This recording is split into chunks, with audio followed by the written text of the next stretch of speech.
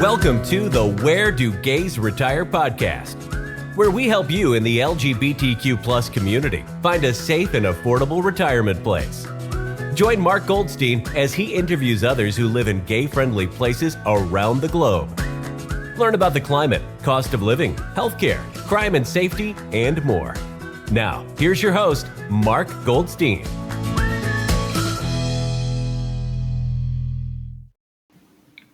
Today we travel to Dordogne, France, with our guest Kevin Pollock. We'll tell you a little bit about Kevin now. Kevin's originally from New York, but lived the last 20 or so years in the Phoenix area. Small world, with stops in Virginia and Florida in between. The vast majority of his career was based in land development and real estate management. The firm he worked for assisted developers in building large-scale master plan communities, golf course communities, and etc. Aside from consulting with his developers, he also managed the asset after it was built, providing long-term partnerships to help maintain his vision. His last position with the company was executive director at Desert Mountain in Scottsdale, Arizona. In 2021, his husband and he decided to sell their home and most of their belongings and move to Europe. It's a big move. They initially chose Portugal as their destination, but after some scouting, they decided France was a better fit. At first, they arrived in the south of France, Cote D'Azur, but ultimately decided the French countryside was a better fit. The charm of the small villages, the markets, vineyards, and the slower pace of life was the biggest factor. Additionally, having brought their small dog, life was not the best option in the city. He's currently renting a small house in the village of, I'm going to mess this one up, Beauregard a Bassac. Is that pretty good? That's correct. That's correct, yes. I'm surprised. Which is between cities, here we go, of Bergerac and Perigueux, about 1.5 hours east of Bordeaux. And while he was retired from his career in land development, he has taken on some part-time marketing work for an English company based in France.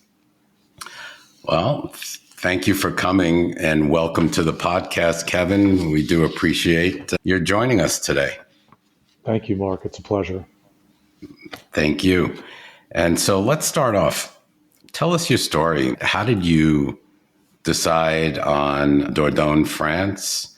And tell us a little bit about the background and, how and why you chose this city. Well, the dream was always, for me, was a country cottage. And I had this vision of a stone cottage with, a little bit of land and having the dog and maybe a little B&B and meeting people from all over. And so while that was always the dream, the city life also and the art and the culture of certain cities in France was also a draw. But after having visited a number of cities, city life just wasn't something that I wanted to do full time.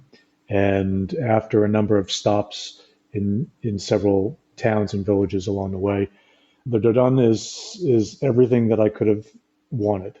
It's vineyards, it's castles, it's small, charming little villages, it's farmers markets every day of the week in different villages. The weather is great, and the people are nice. There is a large English-speaking population here, which helps. Definitely helps. And it's just a lovely part of the country. If you've never been to this part of France, you're missing out.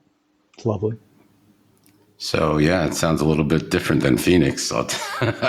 That's for sure. It is much different from Phoenix, and having 4 seasons again after many, many years of living in Phoenix and Florida has been really, really great. I didn't mind the winter. It really wasn't terrible here. I think we're running parallel lives here. So we both lived in New York. Yeah. We both moved to Florida. We both moved I think you moved from Florida to Phoenix? I did, yes. Yeah. So did I. Yeah, Jacksonville. Yep, so did we. So we lived in Tampa. We tried Florida, wasn't for us, moved to Phoenix, and here we are in Phoenix. We haven't moved to Europe, but yeah, we're pretty parallel in that respect. Yes, sir. Yes, sir.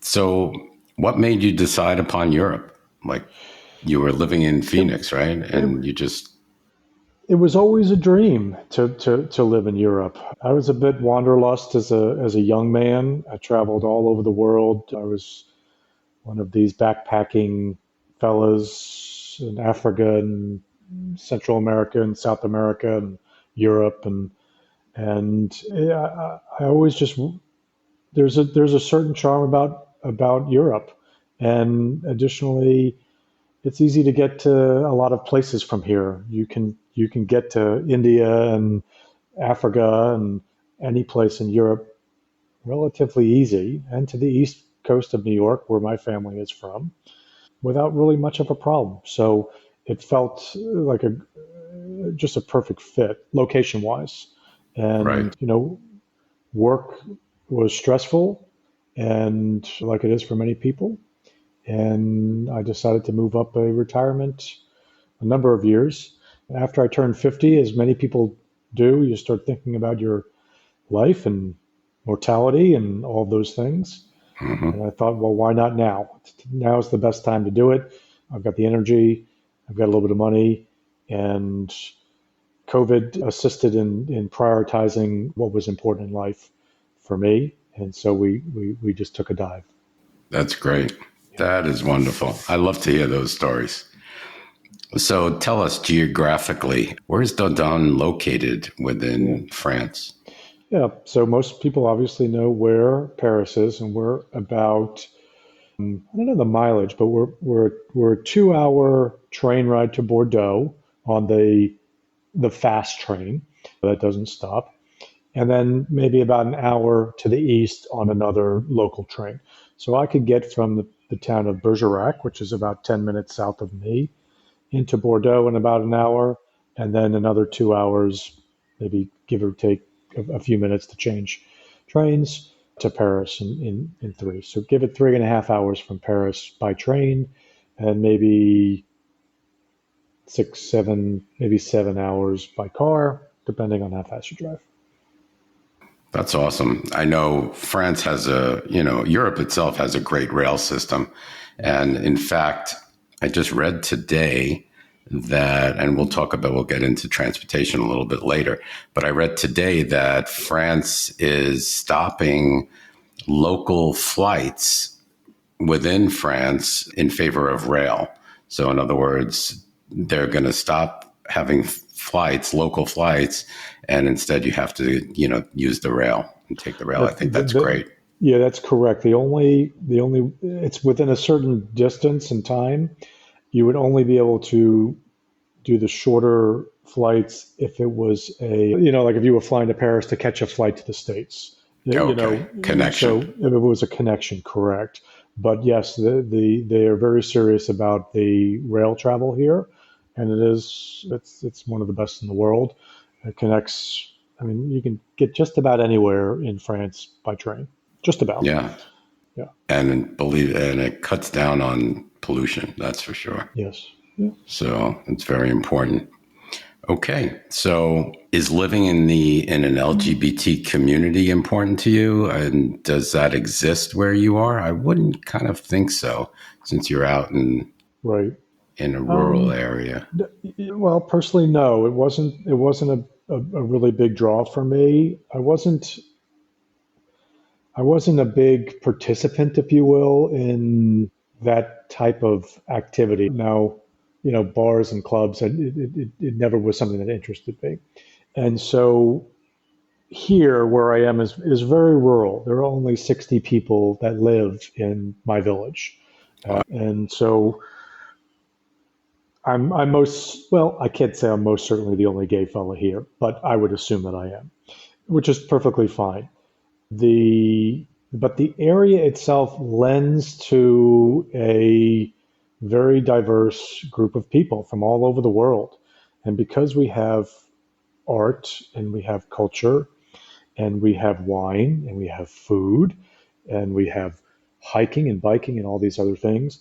There are plenty of gay people that live out here. I've made, a nice group of friends that are relatively local, which has been lovely. But you're not going to find a Gay bar. no. You're not going to find a gay bar. No, not where I am. Not at all. Right. But Yeah. the interesting thing about France is it's very, very nobody cares. Old people, young people, it doesn't matter. They're very they're very, I don't know if the word is private, but there is a respectfulness to people's personal lives that I have found here in France. And you can introduce, oh, this is my husband, to the local farmer who lives right across the street, and he's not going to look at you any differently. He's not going to act any differently. I haven't had one instance of unfavorable interaction in France at all. Not one. That's great. Yeah, That's great. That's the way it should be, of Kevin. course, of course, I mean, that's really the way it should be anywhere. of I course. mean, we were talking earlier at a previous podcast about how comfortable Provincetown is Hmm. because it's a big. It's like almost 100% gay there, but you feel comfortable there. But you should feel the way it should be. You should be able to feel comfortable everywhere. But unfortunately, Well, right. I mean, I agree with that 100%. And that was also another reason for choosing France in general. They've been very progressive with their politics, with marriage equality, with adoption, all the talking points. They have been out in front of the United States on all those matters. And obviously, when you go to the cities, Paris, Bordeaux, Lyon, Nice, Marseille, any of these major cities, you're going to have a very big, open gay community. You're going to find your tribe, no doubt.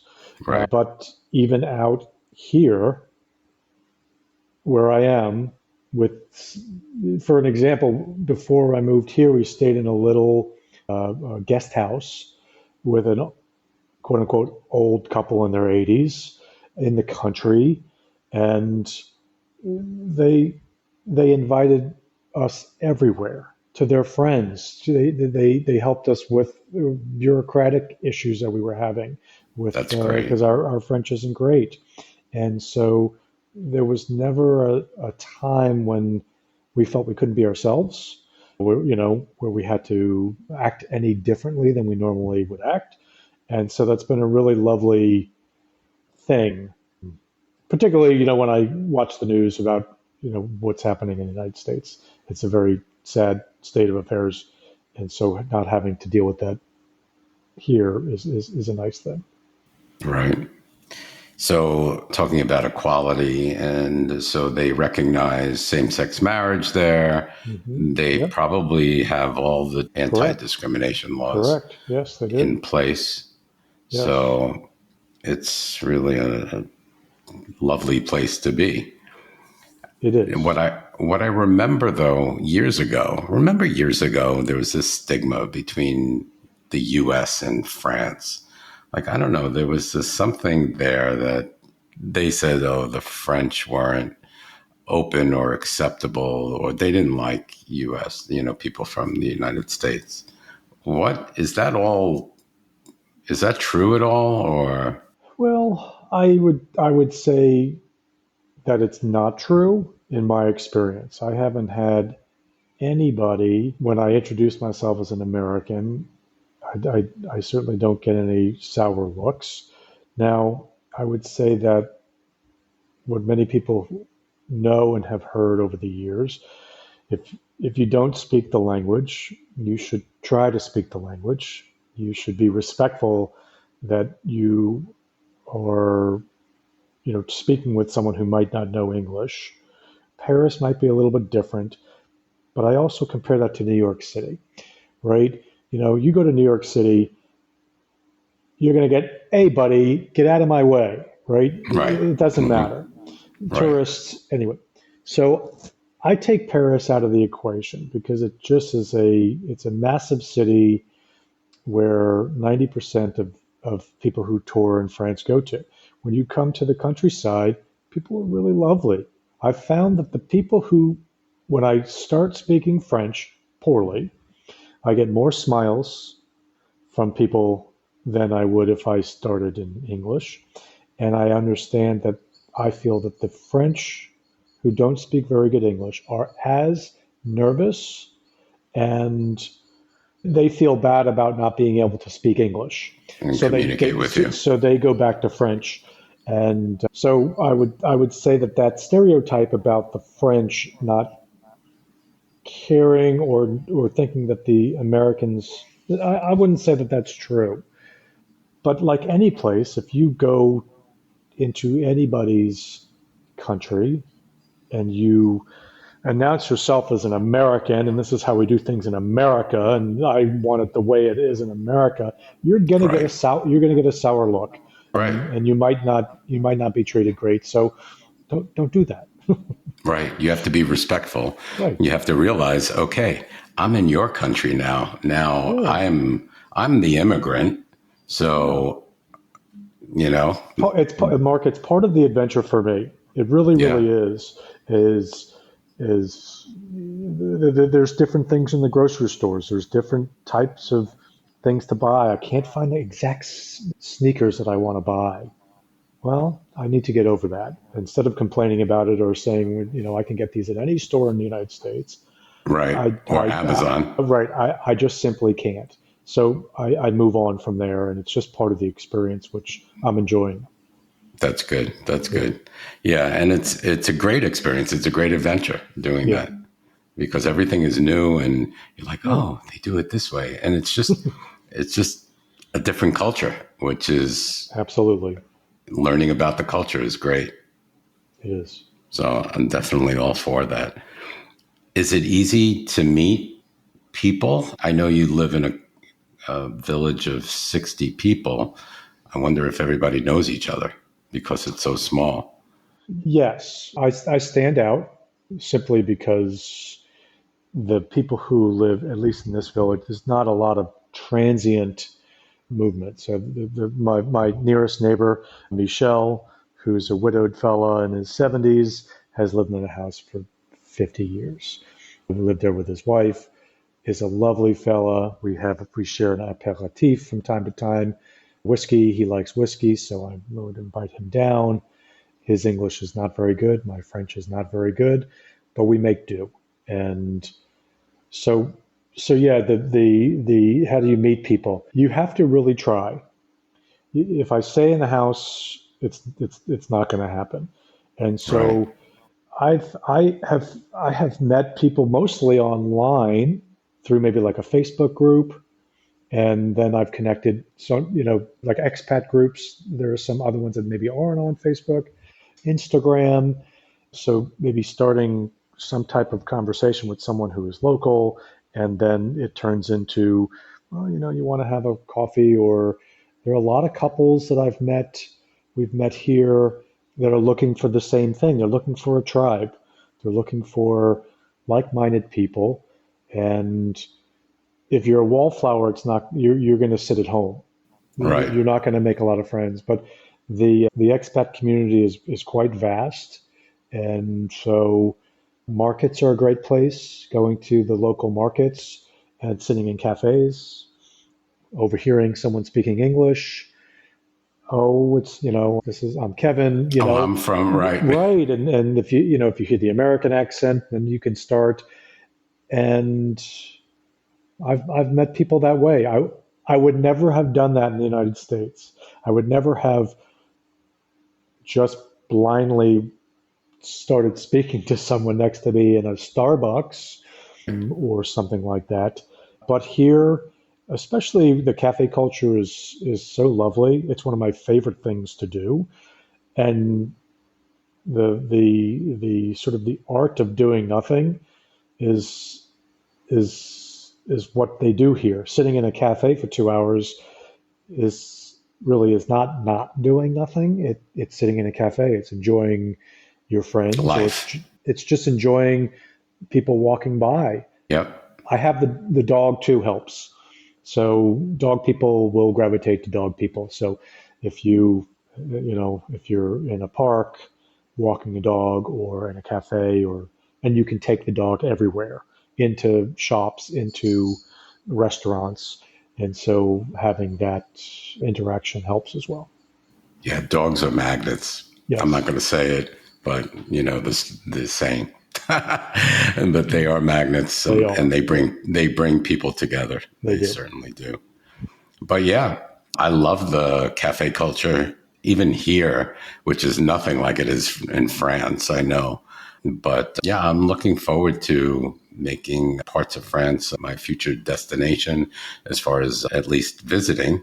So really looking forward to it. Maybe we'll meet someday. We haven't met in New York. We haven't met in Phoenix. Maybe we'll meet in France. Or Florida. Or Florida. Yeah. Right.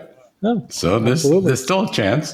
Yes, of course. And so we talked about the language, and that's pretty understandable that, you each try to speak. Are you taking classes, by the way?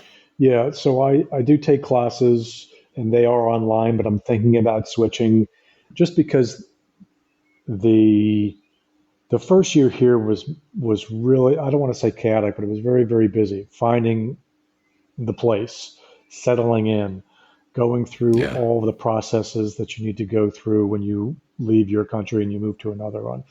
And now that I'm past my year mark and I've accomplished healthcare and driver's license and visa renewals and these types of things and housing, now I can really spend a little bit more time with the language, which is very, very important to me. I want to be better at the language, but it is difficult.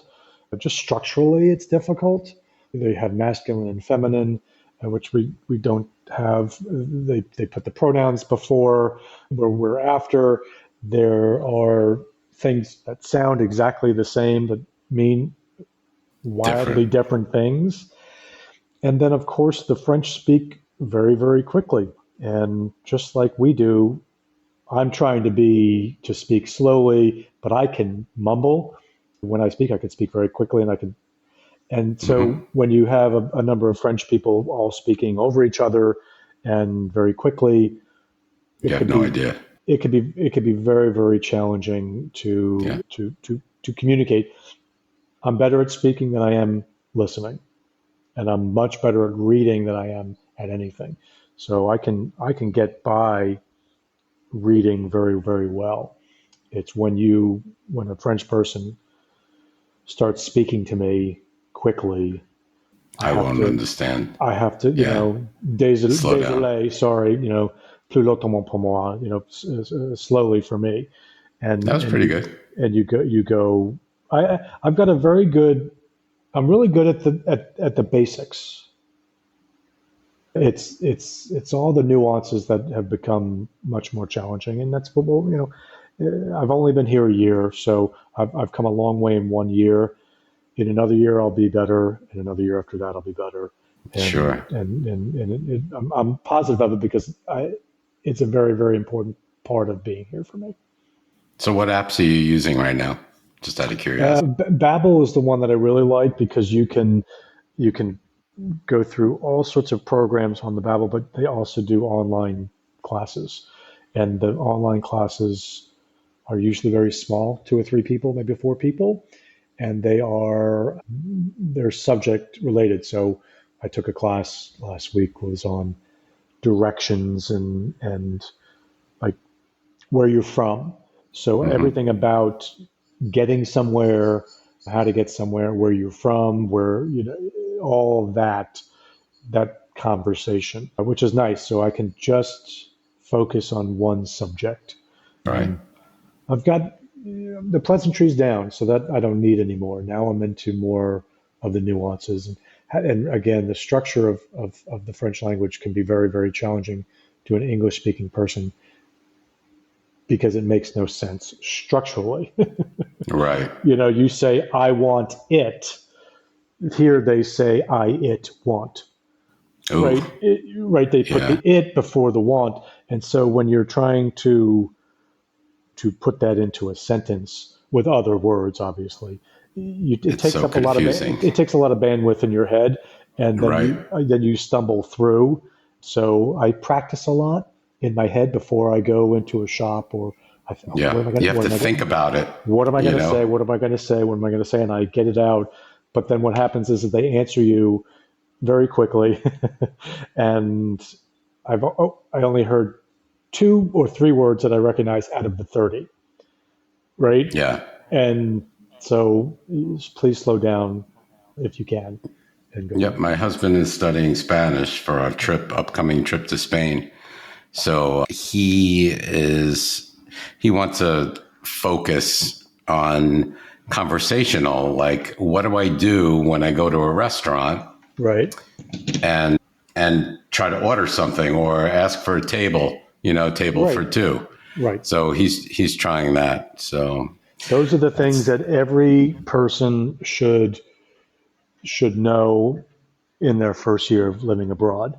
All right. those types of things, and learning the most common verbs is, to have, to want, to be, to eat, to go. All of those types of verbs are really, really important to take, to bring, and, like mastering those, because Hmm. you can use them in any situation.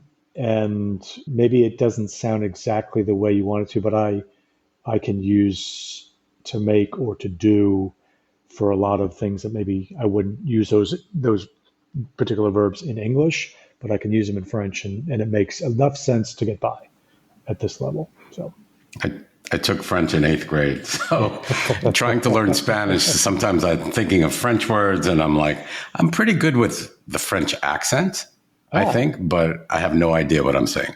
Like I right, can say, I know what like the basics are, like très bien and yeah, stuff like that. And je m'appelle Marc yeah. or something like that. But okay.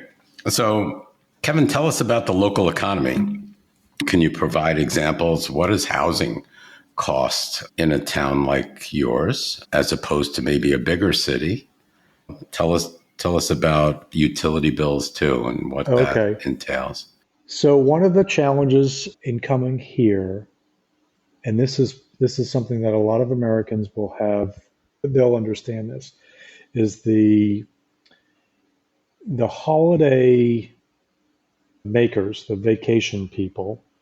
It, obviously, France is very popular, and so people who own homes who want to rent them will make as much money in July and August renting out their home than they could the entire year. So Wow. there can be challenges in finding good rentals because they don't want to deal with that. There's also in France, the tenant has all of the power in that relationship. The owner of a home cannot evict a tenant between October and March. They can't.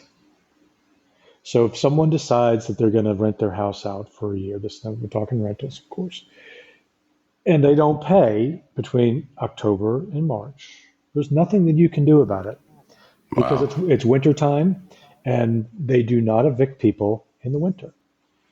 And then getting them out in March could be a hassle. So there are many people that want to just rent out their home or their flat, their apartment, short term, make a lot of money, and not deal with this potential hassle.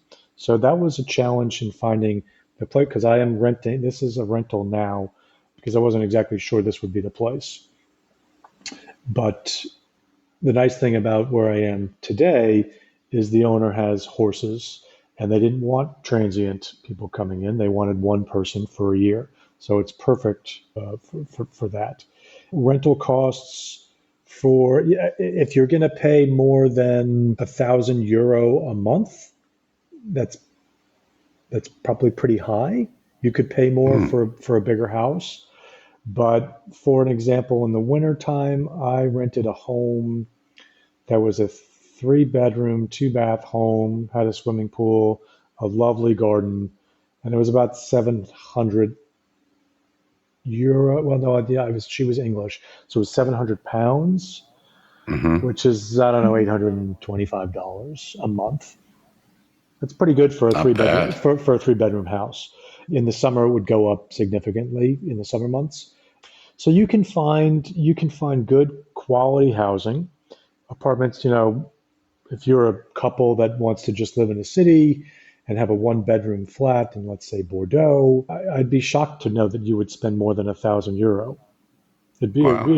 I mean, it would be very, very surprising to me. And obviously, there will be some that would be more than that, depending on maybe the finishings and that what. But the French don't make as much money as the people in the United States simply don't, Right. and so the cost of housing is, I believe, is cheaper now. To buy, you can buy. It really just depends. Obviously, if you're in a big city and you want to buy a 3-bedroom flat in Bordeaux, in the poshest of neighborhoods, you could spend several $100,000 easily, a million dollars if it's a brand new place. But I've got friends here, for an example. I've got friends here that bought a cottage, and there was a cottage next door, old ruin, that they wanted to buy in order to have a guest house and maybe rent it out if they wanted to, but it was just Hmm. across their sort of courtyard. So they bought the cottage for 35,000 euro, which is about 40 some odd $1,000, 40, not even quite $45,000. And they're putting in 70,000 euro to renovate the cottage and add a pool, an in-ground pool. So it's a 2-bedroom, 2-bath cottage. It will have a lounge, so like a living room, and a brand new kitchen, dining area, lounge, 2 bedrooms, 2 bathrooms, pool, garden. Square footage is probably 1,000, maybe 1,000 square feet. So not a great big house, Hmm. but you're talking about a little over Hundred 110,000 thousand. euro, for in the country. They live in the country, so there's no walking to any stores. Right. It's a spectacular place. They live Hmm. in they have the most beautiful view of the vineyards below them, and it's quiet and lovely. And they will probably be able to rent out their cottage in the summer for 1,500 euro a week with a pool. Wow.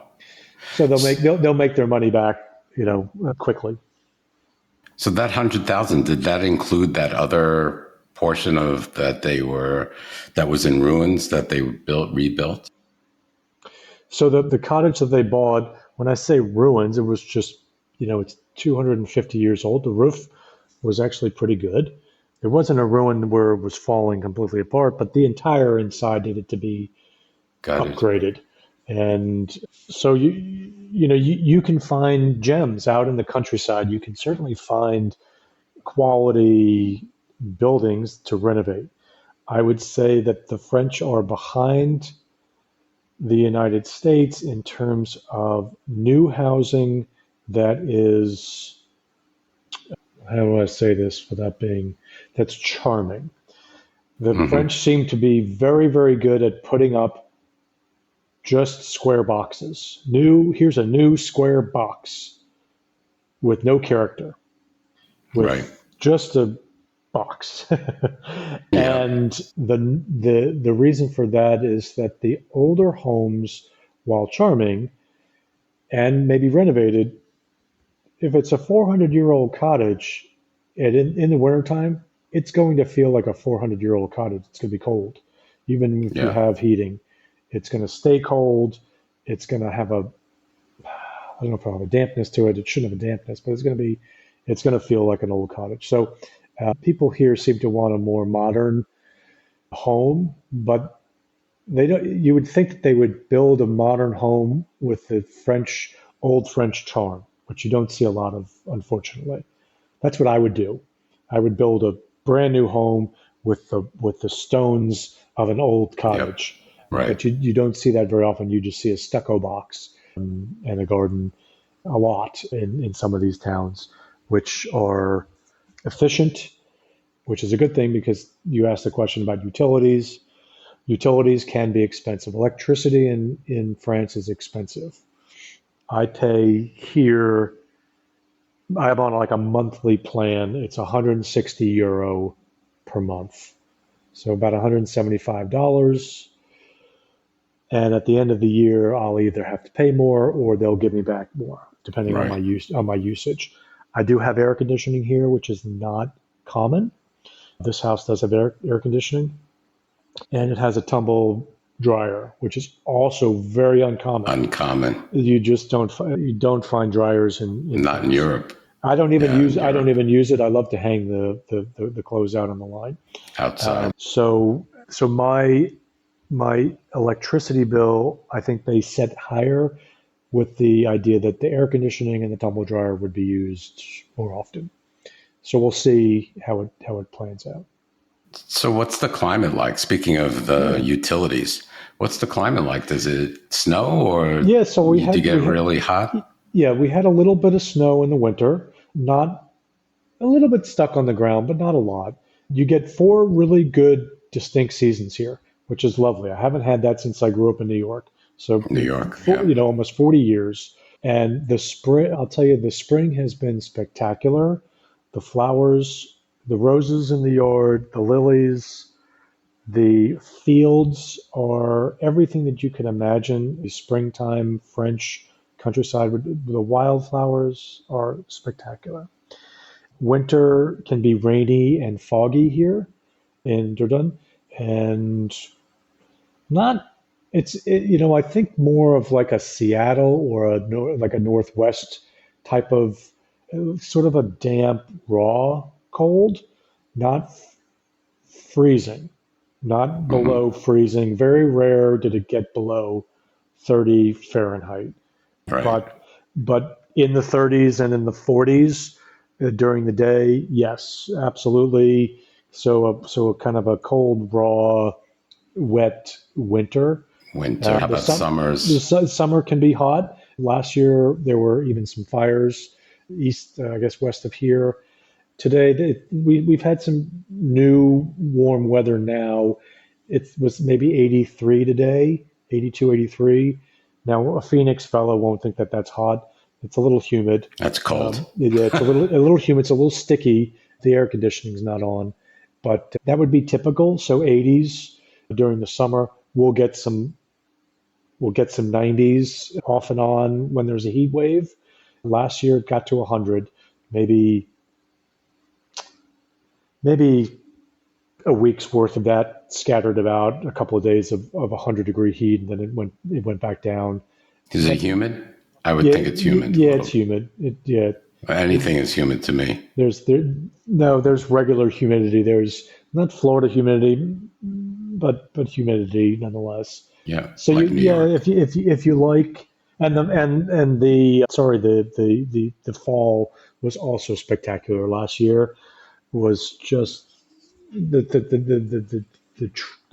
trees changed colors, and it had that smell that I missed That's so awesome. much after all those years of not having that the smell of fall. Or I guess And I foliage. guess it's dying leaves, but it really is. It brought Yeah, back a it's lot of good memories as a young person. So it's been lovely. absolutely. Foliage is beautiful. Yeah. Yeah. No. So Yeah. the you could come in the summer and have a really lovely time with a pool and have a summer vacation with warm weather, relatively cool nights, and then any time of the year is it's really been lovely. I can't complain weather-wise. How about other costs like your internet, Yeah. phone, cable, stuff like that? So that's remarkably cheap.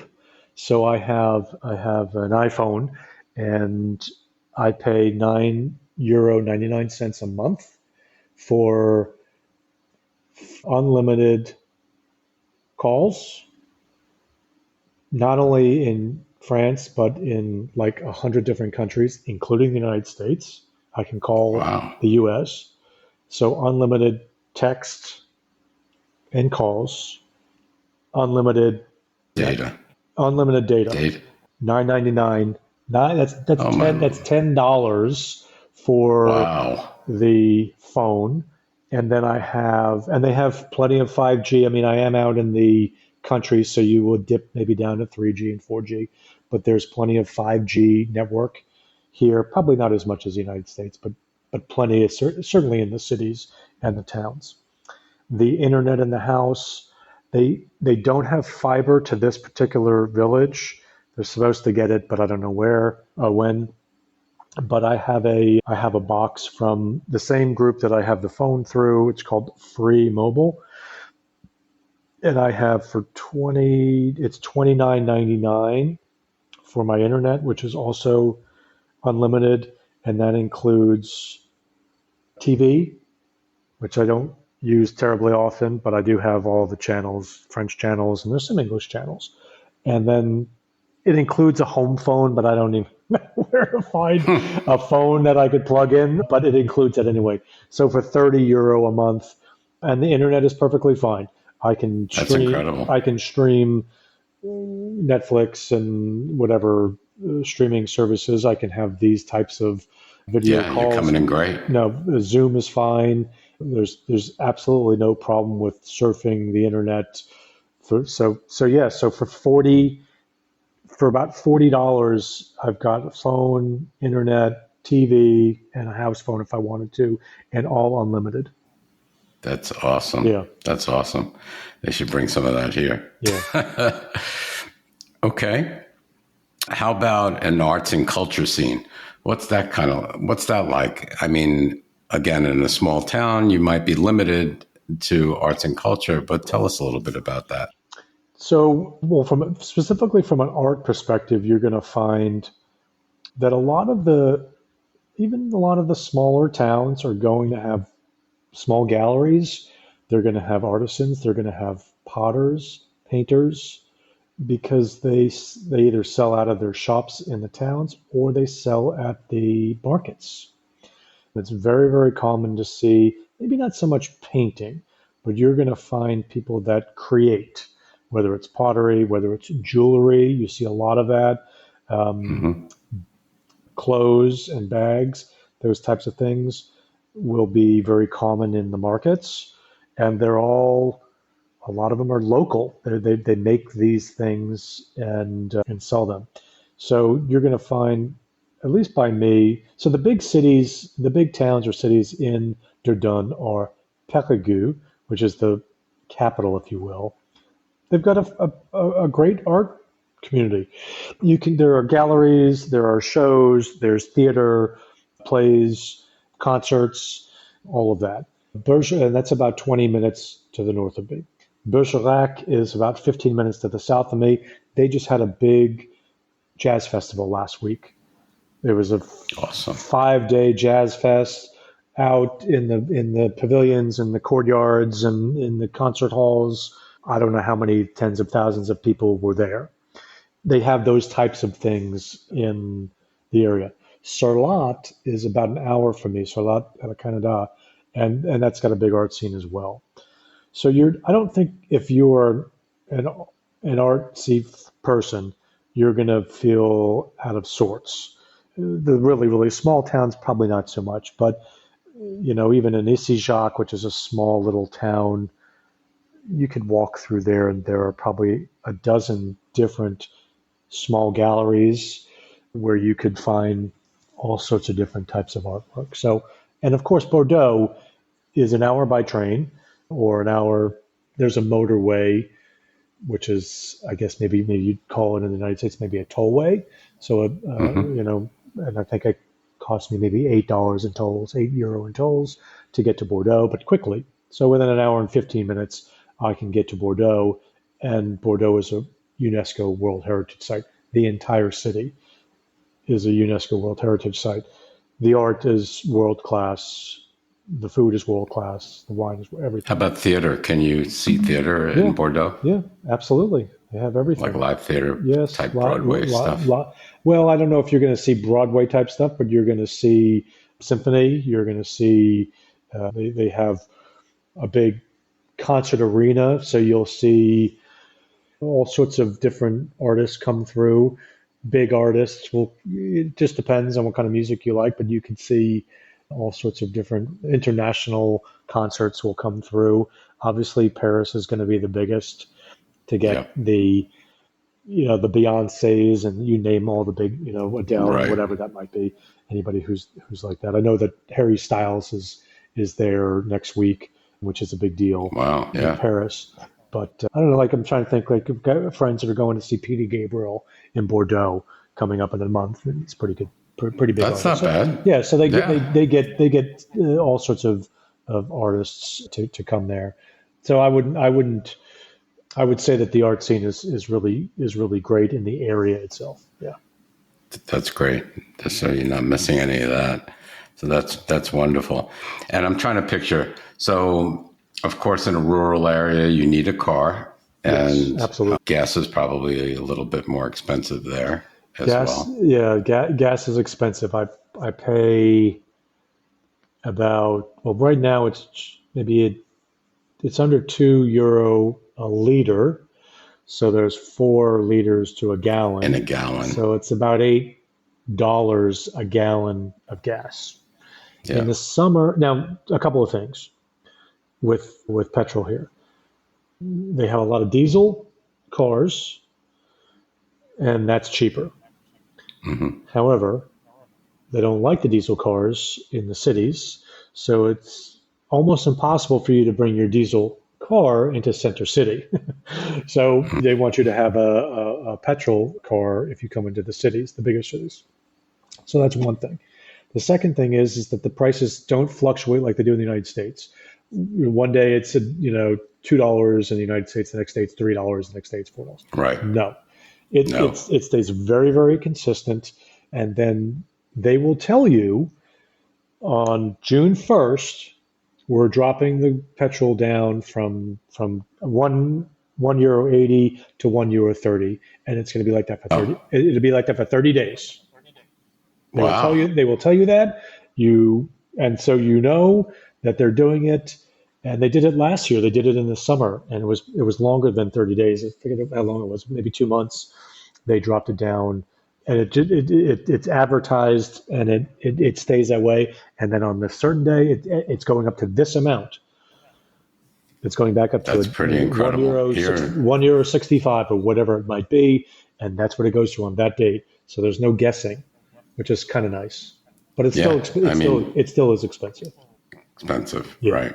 But yeah, at least there's no surprises. Here, there's always a surprise. I look around and I'm like, oh my God, over $5 for a gallon now? Yeah.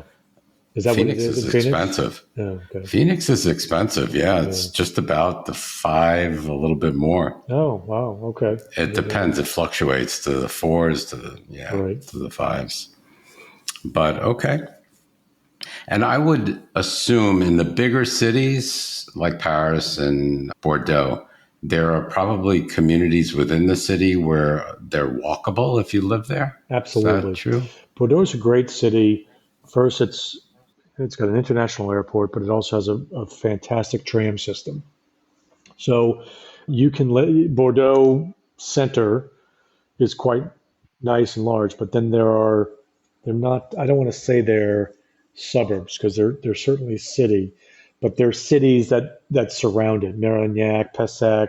I mean, I can name a whole bunch of them, and they have their own individual center city, if you will. So you can live out. Like I went for a lunch with some friends in Bordeaux this past week. My friend lives in Longmont, so he has a parking space. Great, because not all places will have a parking space.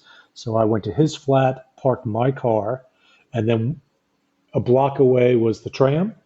So then we took the tram into Bordeaux and went up to Marignac, which is one of these sort of fringe cities, and they have a beautiful downtown area, small, walkable, but with everything that you possibly need. So if you want to live in Bordeaux proper and have all of what Bordeaux gives you, but maybe not live right in the middle of all of everything, which can be very, very busy, you can live a 10-minute tram ride to Mérignac or Pessac or Talence or any of these other places and find maybe cheaper accommodation, a cheaper flat, maybe even a house with a little garden, which would be nice, maybe a place that has a parking space, and then just take the tram into the city whenever you need to work or you want to go for maybe a dinner or a show or whatever it might be, shopping.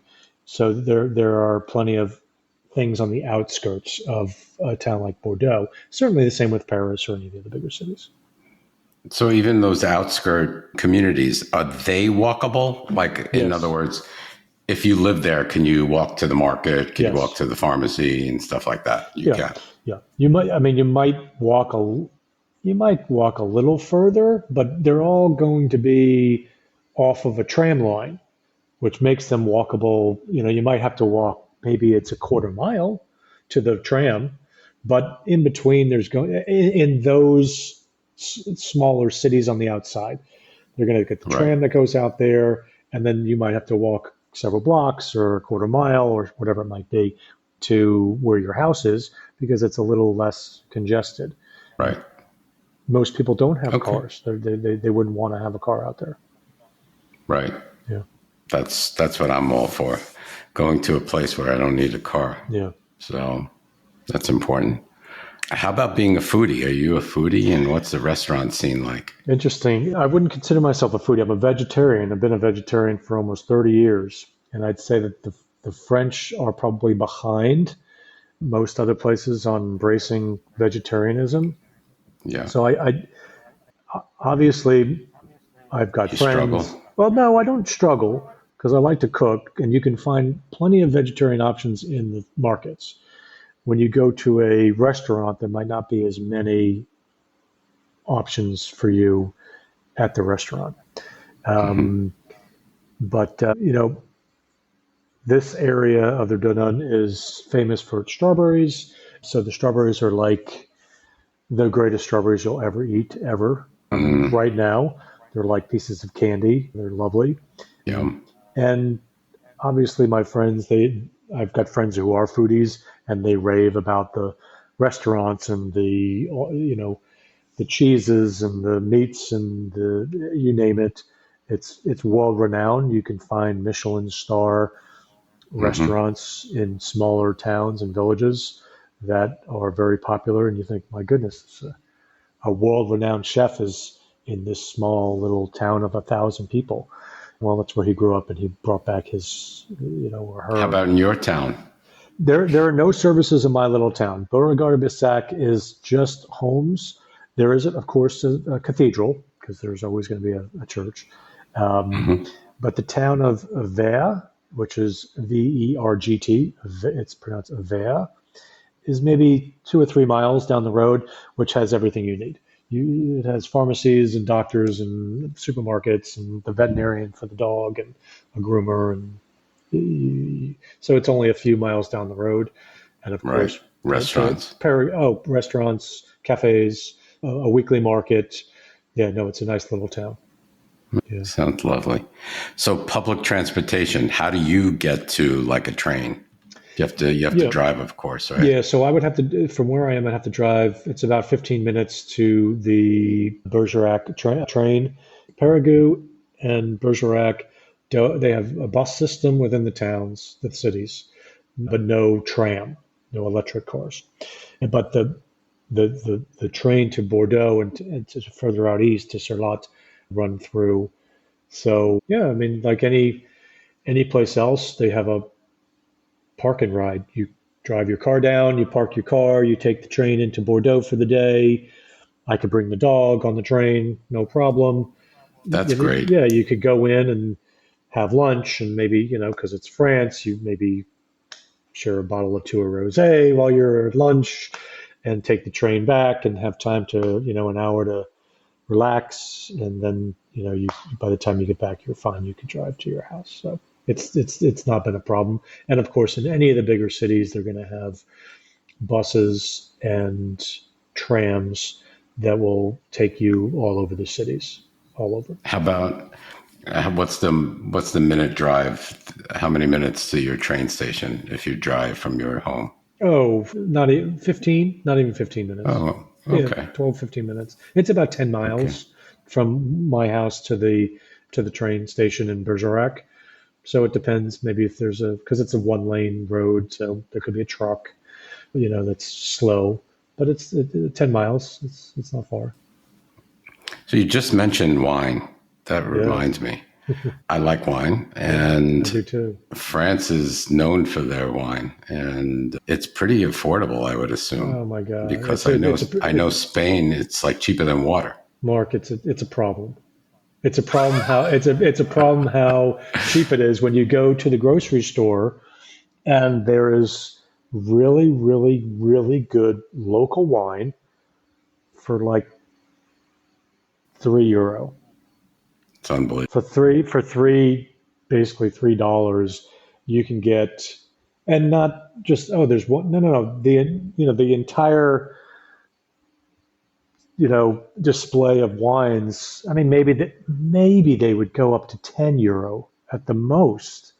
But it's, and then if you go to the markets, you can, which is one of my favorite activities. You go to the market, there's always going to be people selling wine, so you can have a taste, and then you pick up a bottle, and it's €5 from the vineyard that is literally down the road, which I like to do. I like to support the local economy, and Sure. and, and, and go to the markets and the vineyards. So, but if you go to a Lidl, which is LIDL, which is the German supermarket chain, which is prevalent here, or any of the supermarkets, you can find very, very good, inexpensive wine. Yeah. And my God, you're so close to Bordeaux. Well, everything. It's Yes. it's just known for wine. Yes, the whole area, and that's the thing too. You could go to any of the vineyards. You can, if you find it, if you find the wine in the store, and it's, oh, you know what? I passed this vineyard maybe a week or so ago, driving somewhere, and then you could go have a taste there, or have a lunch, or what. It's I lovely. think I would have myself. I don't know. I'd be drinking wine all the time instead of water. Well, that's it's funny you say that. There's a joke that here in France, you go and you have lunch, and someone says, you're drinking at lunch? It's noon. You say, I'm not drinking, it's wine. That's Right. very, it does seem, it's very, very common, and nobody would ever bat an eye at having a glass of rosé at lunch. I've even heard, like in Spain, there's people have breakfast and have beer You for see them, you breakfast. see them in the markets more so.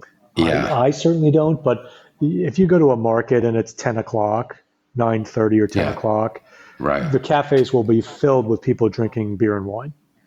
They It's will. crazy. To me, it's crazy. Well, the thing is, and what I love about France is they really take their private, personal, family time very seriously. And so the market is a day, mostly in the morning, to go with your family and friends and enjoy, go get the ingredients for the dinner or the lunch, your cheese, your meats, your veg, whatever you're going to get, and stop in the cafe and have coffee or wine, or and sit and actually talk to people, and Yeah. don't look at your And phone, relax. and Right. and just enjoy life. They are all Life. about enjoying life, and it takes a while to get used to as an American. Because they're slower. Things Every, close from do noon to they? from noon to 2. Don't Oh, so go. they have siesta? Well, They it's have not siesta siesta. just like, Well, I don't. They don't call it siesta. It's just lunch. It's 2 hours. okay. So and but the idea of sitting at your desk like I used to do, and shovel leftovers into my mouth because I had That's what I do now. 1,000 emails and the phones and all the people. No, the shop closes, the store closes at noon, and they will be back at 2. I went to go That's buy a nice. car on a Saturday, and the car dealership, the Toyota dealership, when I was up in Poitiers, was closed from 12 to 2 so they could have lunch. Out And to I and lunch. I thought, could you imagine in Phoenix, going to a car no. dealership at noon on a Saturday and it's closed for lunch, they'd, Oh my they'd God. riot in the streets. They would. But you have to get used to that sort of thing. Like, oh, I need something. I'm going to go to something that's maybe equivalent to a Home Depot or, like a home store. And you're like, oh, I've got to go and do that on Saturday. Oh, it's closed from 12 to 2. On Sunday, it's closed. Closed totally. Closed. Yes, no, closed. You might get the supermarket open from maybe 9 to 12 in a bigger, and we're talking about smaller towns and cities. In the bigger city, Paris, things don't close down. But out here, Sunday, no, nothing's open. Oh, I think everything in Europe is pretty much closed. Spain is the same way. Very, very important to them, and they won't give it up. And they'll never give that up. Yep, I can't blame them. I mean, that's the way it is. It's their culture, is. I kind of like that culture. I hope you're adjusting to that. Absolutely, 1,000%. So, how about crime? Is there such thing? I know guns are not allowed, right? Guns are allowed, but they're highly, highly regulated. You can't just go into a store and buy a gun. And buy a gun. Right. Because hunting is a big deal. They love to hunt. And so you see the hunters out during hunting season. I mean, of course, crime, it is Europe. So there's going to be petty crime and that sort of thing in the cities. Watch your wallet on the tram, or walking through markets and things like that. That's just plain and simple. Be aware of things. But by me, I would be so surprised. You could probably leave your door open and no one would bat an eye. I do, because I have the dog, and so I bought some hanging screens, because they don't do screen doors here. That's one thing that drives me crazy. But I bought some hanging screen doors. And I'll go to the gym or go somewhere, and if I can't bring the dog and it's nice out, I will leave that open so he can go in the garden. And I don't feel even remotely worried about the door being open. Now, I do have a fenced-in garden, but no, I certainly don't want to learn a lesson one day, but I never feel unsafe. And one of the things that I tell friends who are European, the one thing that I don't do here that I did in the United States is I do not go into a restaurant or a shop and immediately look for where the exits are.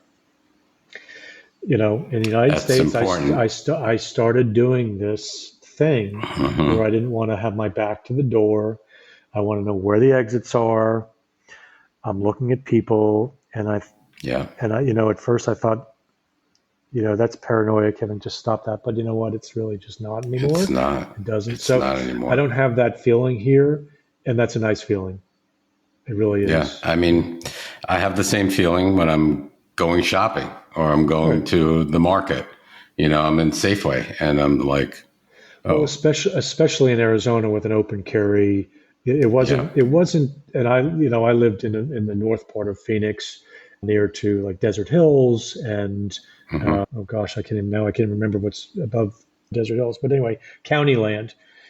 So it wasn't surprising to see someone at the Safeway with a machine gun, like a machine gun type of gun, not a handgun on their hip, like a big gun, which I always found it. That's disturbing. It was disconcerting for me. I'm not going to get into a political debate about guns and ownership. That's not what this is for. But I was never comfortable with that. I'd never felt comfortable in situations such as that, and that's just something that you don't get here. You would never get that here. Yeah.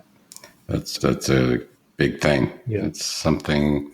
Yeah, it's really nice not to look over your shoulder or feel threatened. Yeah. So that's important.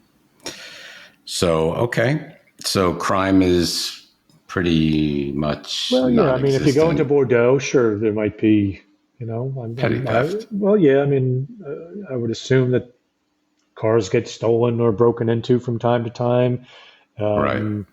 vandalism with kids and things like that. But there's Not a violent crime it doesn't, I going mean, on. I don't pay too much attention to the news anymore. I try not to, but there's just not a lot of it. Smart. It's certainly not in the same realm as the United States. It just doesn't compare. I'm not going to say that crime doesn't exist here because it certainly does. And you're going to go to Paris, you're going to go to Bordeaux, you're going to go to Marseille. Right. You're going to lock your doors, lock your car. Yep. Don't leave things in your car. Right. When Don't leave your car door open. Right. In tourist areas, that's just common sense because there are opportunistic people that will take advantage of that. Of course they will. Sure. But I haven't had a worry about it since I've been here in the last year. Great. So, Kevin, tell us about healthcare. Healthcare. How it compares to the U.S. Tell us about the public and private systems. Also, we'd like to talk about the visa process also. Okay. So we'll get to that, but tell us a little bit about healthcare. How does that work? Great. So the healthcare is great here in France.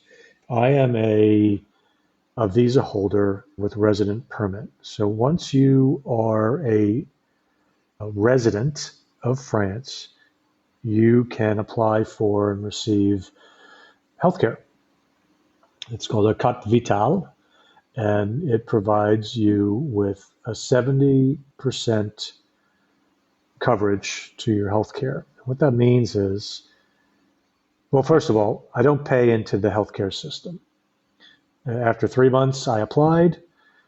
I showed them my visa, and they gave me a little card for my wallet with my picture. I sent them a picture of me on their system, and I got a carte vitale, and you attach it to your bank account, and you can then go to pharmacies and doctors, and when you go, they ask for your carte vitale. You pay a doctor €25 to visit in cash, typically cash, at least out in these smaller villages. And like the next day or maybe 2 days later, 70% of that €25 is back in your bank account. 16, €17, whatever that comes out to. Wow. So to see a primary care physician, you pay about €7 or €8 out of pocket. You can purchase what they call a mutuelle, which would cover the other 30%.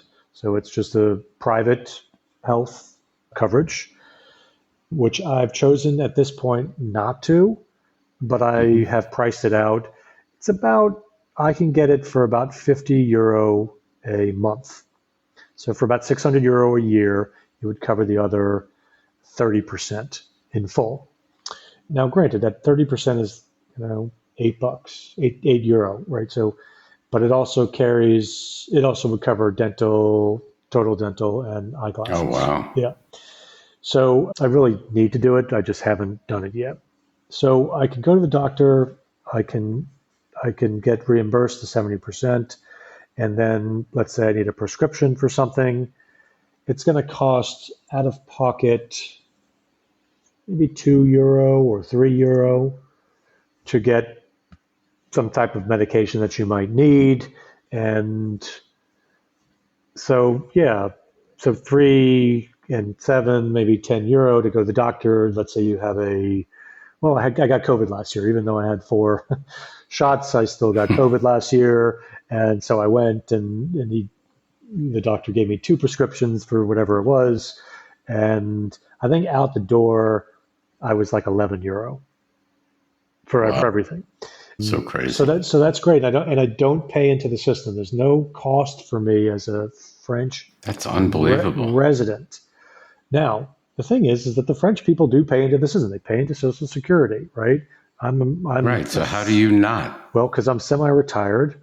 I'm retired. I don't earn income here in France, and I pay taxes to the United States.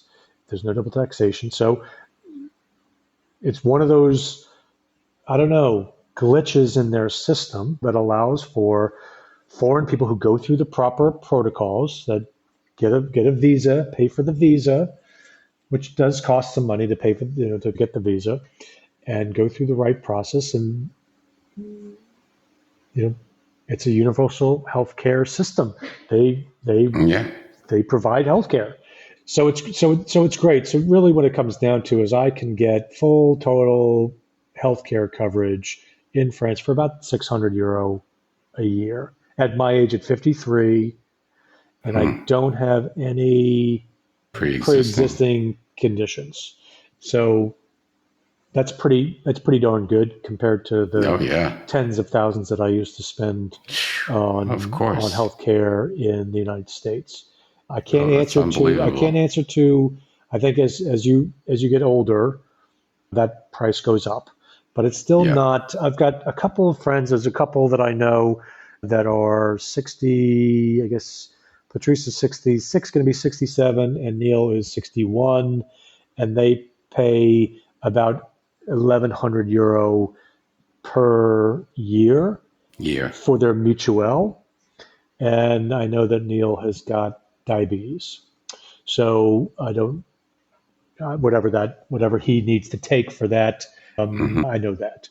So still, that's not bad for 1,100 No. for two men in their 60s to have full healthcare coverage, and Coverage for and that. and and it's good coverage. It's not, they're good doctors. They're capable people. They Right. have, I'm going to go to the dermatologist because I lived in Arizona for 20 years, so I've always Right. got to get my skin checked.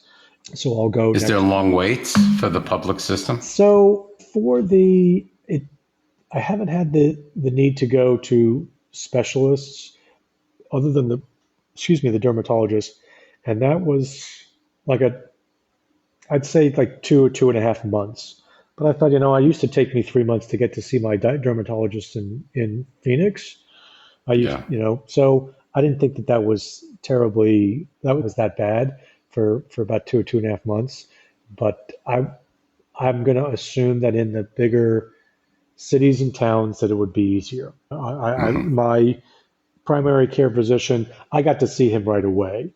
He lives in a small Right. little town. He speaks some English, which is really nice. He actually speaks Yeah. very good English. The gals at the front desk, no, but the doctor did, and so we were able to get past that. But that I was able to go to see him within the week. And how about hospitals? Do you have Outside, hospitals? oh, yeah. Paraguay's got a huge hospital. Bergerec's got a hospital. So there's not one. There doesn't have a hospital.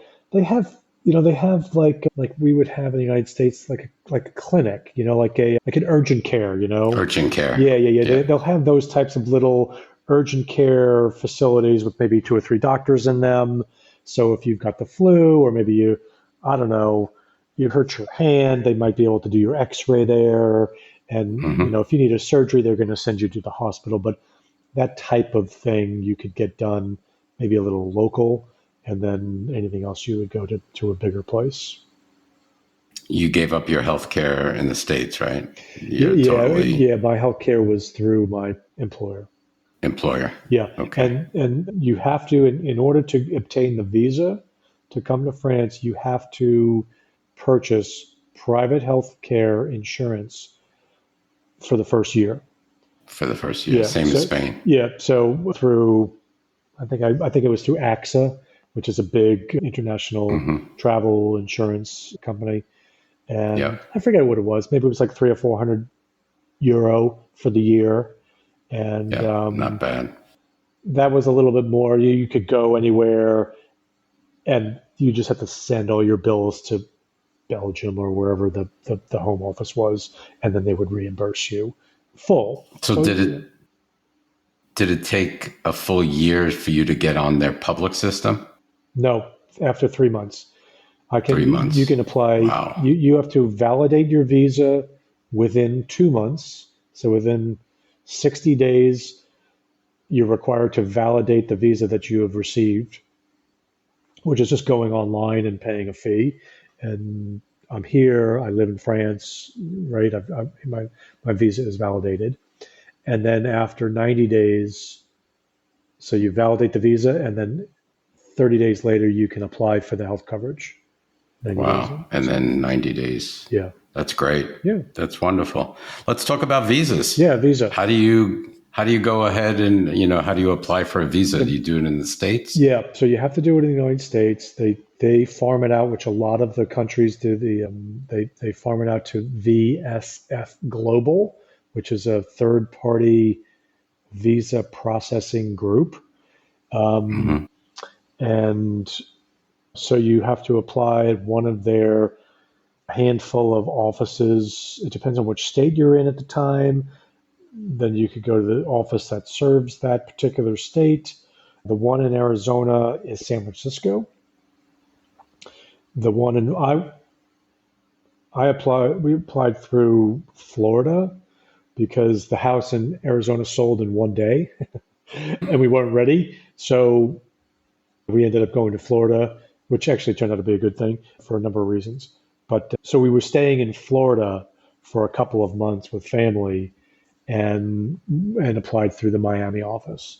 And so there's a bit of hoop jumping to go through. It's not terrible, but they're very, very specific about the information that you need to provide, how it's provided, the order in which it's presented to them in person, down to the fact that don't put paper clips on it, don't staple anything, these tiny little things that seem strange.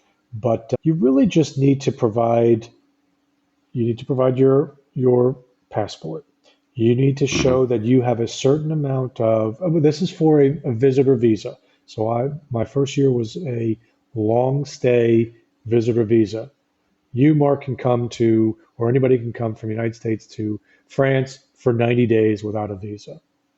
I needed to get the visa for after the 90 days, and that's for a year. So from 90 days on to the year is a visitor visa. Non-working, no entrepreneur. I cannot take work, as they say in France. I needed to provide an attestation, which is a piece of paper that said that I would not work. I swear not to work when in France. So provide that. Your bank information that you have enough money to live in France that is equal to or more than their minimum wage, which is like 12 grand or something over the year. It's like $1,000 a month or something. That's all you have to prove? Yeah. To have in the bank? Yeah. So you just have to prove that you have per person.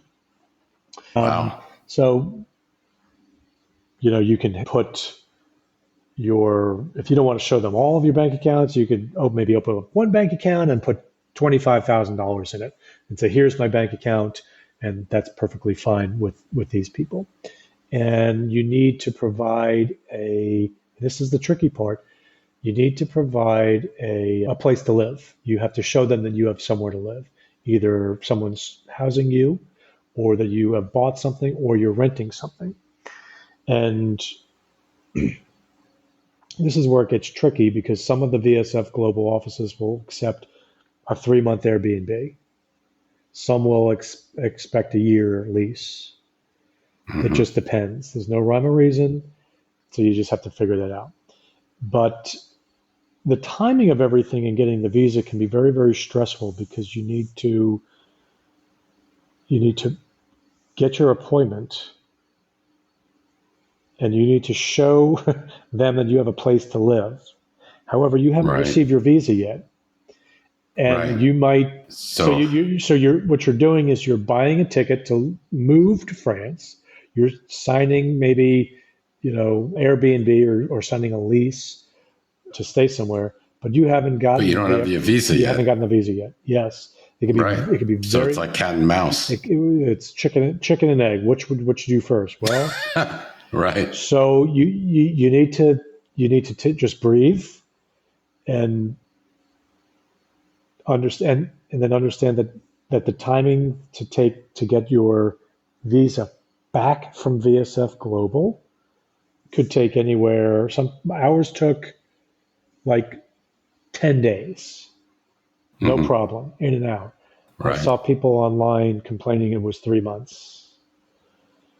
and they either had to change and cancel their flights, or they went all the way to Europe and just stayed on the 90-day visa and then flew all the way back to get their visa done. Visa. Yeah. The thing is that if you've already gone to process the visa, like, okay, I'm sorry, they couldn't get the appointment for 3 months, so they went. If they get the appointment and go, you leave your passport with them, so that you can't go. Wow. So you can't. You give them the passport because the first visa is attached to your passport. It's inside the passport. You get it back. Right. So some people who were having trouble getting the appointment just left and came back. Some people who gave them their passport, then they're stuck. They have to wait. I saw on some of the Facebook groups for visas, people just stressing. My plane is leaving in 3 days. I haven't gotten my visa. Visa yet. Yeah. What do you do? So it's just one of those things that you have to just hope it goes well. But you don't need to do much in order to obtain the visa. Those are the handful of things that you need to get the visa. Gotcha. That's great news. I mean, great information. And I just renewed my visa online here in France. So the second year I just did it online, and I changed my status to an entrepreneur. So I can take work in France. I can create work in France. I can't take it. I couldn't work at a bank. Somebody can't hire me here, but I can create work. I can sell a service or a product. So a little bit about taxes. Do they have like a wealth tax, or do they have inheritance taxes? Or I know income taxes you mentioned you don't have to pay because you pay from the United States. But do you know if they have any wealth or inheritance tax? I'm not completely familiar with that. I apologize. I should have gotten a little bit more information on that. The taxes situation can be very, very complicated. I would suggest that anybody a tax attorney would hire someone that knows both the French system and the US-based system. However, I filed a tax return in France, even though I did not earn any money in France. You are still required to file, and didn't pay anything. So I hired a local firm here to do it for me, and I had to provide every bank account, foreign bank account, the bank, what bank it was, the account number, and the amount at the time. If you don't, there's a 1,200, 1,500 euro fine for not disclosing your bank accounts. So you just do that, but you don't pay anything. It just shows you have the money. It's in this US-based bank account. I made money in 2022 in the United States, so I showed that W-2 and a 1099. I showed those forms to them, and it was filed. And then I'll just pay. And then there's an automatic 2-month extension for expats when you live out of the country. So I didn't have to file my tax return on April, whatever it was, 18th. It does not forgive you from paying taxes, though, on April the 18th. So if you have to pay tax, then you need to do that on the day the taxes are due, but you don't have to file until later on. Automatically 2 months, and then you could get a 6-month extension to October just by going on to irs.gov and asking them to do that if you need an extension. So, understood. So are there any cons of living so far in Dordogne and France in general? Do you miss anything? No, I can't say. I really can't say that. I mean, maybe a really good bagel.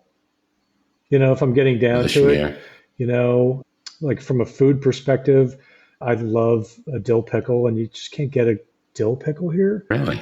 Well, they put those little cocktail onions in there with them, so it really changes the. I haven't found a good dill pickle, but no, you know what? I've really, even with the language challenges, it hasn't diminished my enjoyment. I really It's the best move I ever made. It really, really is. I am so grateful to have done it. It's not easy. Moving out of the country is not for the faint at heart. There are No. challenges. There's bureaucracy. Hmm. All my family is back either the East Coast, and then I have a lot of friends that are, you're 9 hours from me. So I've got Right. friends in Phoenix that it's hard to keep the relationships Right. Right. not active, but Exactly. present, like live, because they're going to bed when I'm getting up and all these sorts of things. So that does create some challenges, but it hasn't diminished anything.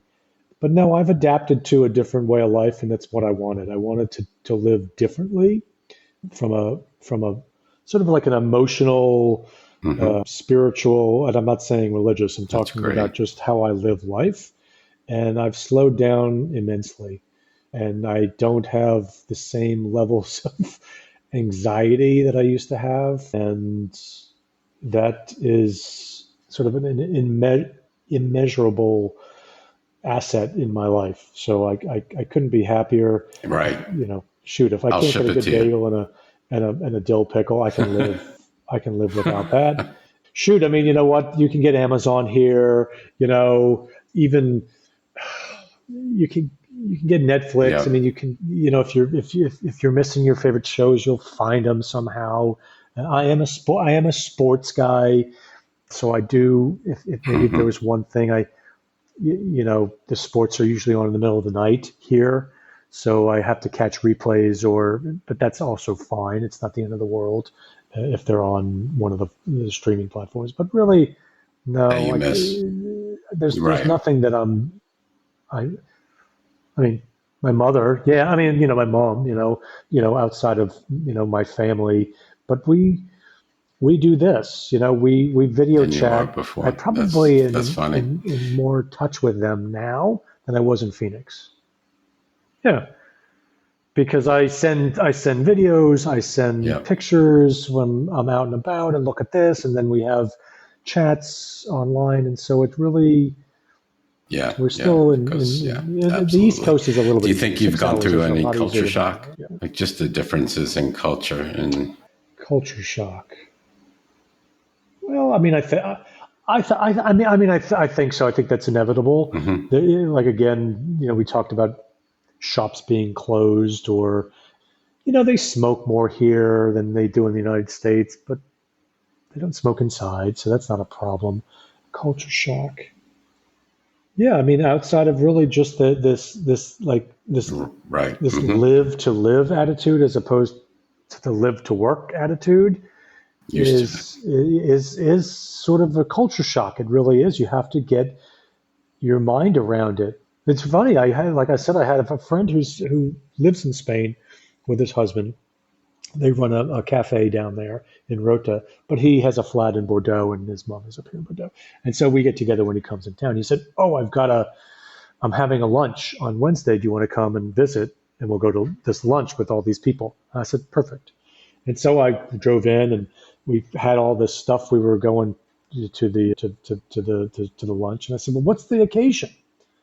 It's Wednesday, and we've got like 3 bottles of rosé. We have got all this Right. food, and he said, "Well, what do you mean?" He's French. He Is it speaks perfect someone's English. I said, "Well, anniversary, it's a birthday? Wednesday. It's Like, just Wednesday. is there something going on?" And he said, "No, no, no. It was nothing. It was just a bunch of people that wanted to get together, and they were able to do it I on love Wednesday, it. and I was I there love it. from, I don't know, 12 noon to 4 o'clock. It was 4 hours, and it was food, and it was wine, and it was people were Hmm. laughing, and I followed it as well as I could, the conversation, because they were all French. But it was a Yeah. lovely You don't normally do afternoon, it here. and it's just not something that's Exactly. culture shock to me, because you know that would only be on a Saturday, Right. if it even happened.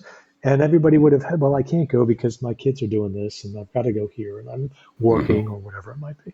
That is not the way that they do things here. Oh, and Okay. then maybe the other thing is they do love their protests. They love their protests. It's a rite of passage in France to say, Oh, yeah. Monsieur Macron, Yeah. you want to That's a raise the big thing. retirement age, which he did from 62 to 64. And I had people were, oh my God, Kevin, they're rioting in the In streets. I said, Paris. no, they're rioting in Paris because that's what they do. I said, I was in Périgueux and they were walking in the street with music. There was not, Protest. it was almost like a parade. It didn't seem to me like a protest. They were very, very cordial. The police were there. There was no, I never felt at all unsafe. There was no hooliganism. Yes, that does happen in Paris from time to time. And of course, it gets on the news that it's burning. Yeah. But for really anything, they'll go into the street. They'll say, no, no, no, we don't agree with that. And they will do it and do it and do it. And if you go to a lunch or a weekend and you have French people there, they are very political. They are not shy about expressing their political opinions, and that's been very, very interesting for me to hear not only their political opinions Yeah. for France, but for the United States and the UK. Ooh, you get a French guy, an English guy, and an American guy together Yeah. with a bottle can of wine imagine. and start talking politics. So, Kevin, in fun. wrapping up, It's what would you really say to fun. our audience Yeah. if they're thinking of relocating to Yep. France or Dordogne? Move to France. Move to France. I would say, I'm kidding, but only slightly.